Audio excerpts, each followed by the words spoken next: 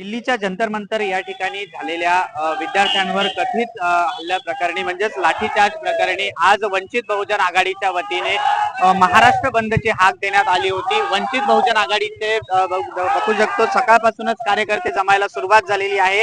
तर त्याच प्रमाणे जर पाहायला गेलं तर शहराची शांतता कुठेतरी अबाधित राहू नये त्याचप्रमाणे सुरक्षेच्या दृष्टिकोनातून शहराच्या दृष्टिकोनातून असेल किंवा नागरिकांच्या दृष्टिकोनातून पोलीस बंदोबस्त मोठा तैनात करण्यात आलेला आहे।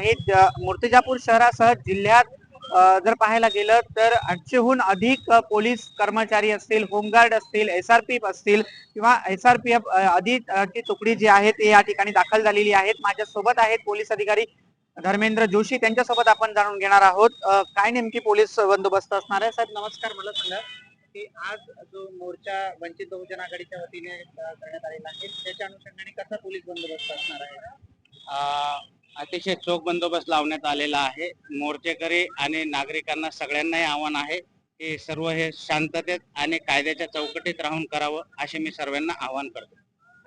निश्चितच रूपाने जो मोर्चा आहे, विद्यार्थी असतील, वंचित बहुजन आघाडी असतील किंवा इतरही संघटना ज्यांनी या मोर्चाला सहभाग दिलेला आहे त्यांनी शांततेच्या मार्गाने चालावं, कायद्यात राहाल तर फायद्यात राहाल असा इशारा पोलीस प्रशासनाच्या वतीने देण्यात आलेला आहे। पण बघू शकतो कशा प्रकारे वंचित बहुजन आघाडीचे जे कार्यकर्ते आहेत ते जमायला सुरुवात झालेली आहे। वंचित बहुजन आघाडीच्या वतीने जिल्ह्यात विविध ठिकाणी आंदोलन होण्याची शक्यता लक्षात घेऊन पोलीस अधीक्षक अर्चित चांडक यांनी व्यापक नियोजन केले आहे। कोणतेही अनुचित प्रकार घडू नये तसेच नागरिकांनी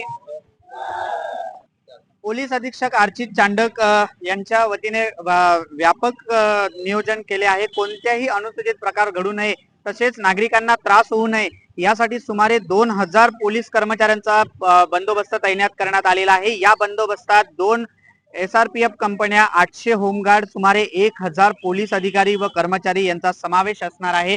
मात्र मूर्तिजापूर शहरात सुरुवातीला जर पाहायला गेलं तर ST महामंडळ म्हणजेच परिवहन महामंडळाला वंचित बहुजन आघाडीच्या वतीने एक अल्टिमेशन देण्यात आलं होतं की कुठल्याही प्रकारचे बसेस शहरात येऊ नये आणि त्याचप्रमाणे जर आता पाहिलं तर वरुड अकोला ही बस या ठिकाणी दाखल झाली होती आणि वंचित बहुजन आघाडीचे जे कार्यकर्ते आहेत त्यांनी चक्क बस समोर ठिय्या मांडलेला आहे आणि हा बस जी आहे ती रोखण्याचा प्रयत्न केलेला आहे आणि आपल्या मतावर ठाम आहे जोपर्यंत परिवहन महामंडळ असेल यांनी जो प्रकारे नियमाचा भंग केलेला आहे, म्हणजेच आम्ही ज्या प्रकारे अल्टिमेशन दिलं होतं ती बस या ठिकाणी दाखल झालेली आहे आणि या ठिकाणी त्यांचा ठिय्या या वच्यावर कायम आहे। पोलीस आपल्या भूमिकेवर काय घेतात प्रतिक्रिया हे पाहणं महत्वाचं ठरणार आहे। कॅमेरामन श्याम वाळस्कर सह मी प्रतीक कुरेकर, LS मराठी, अकोला।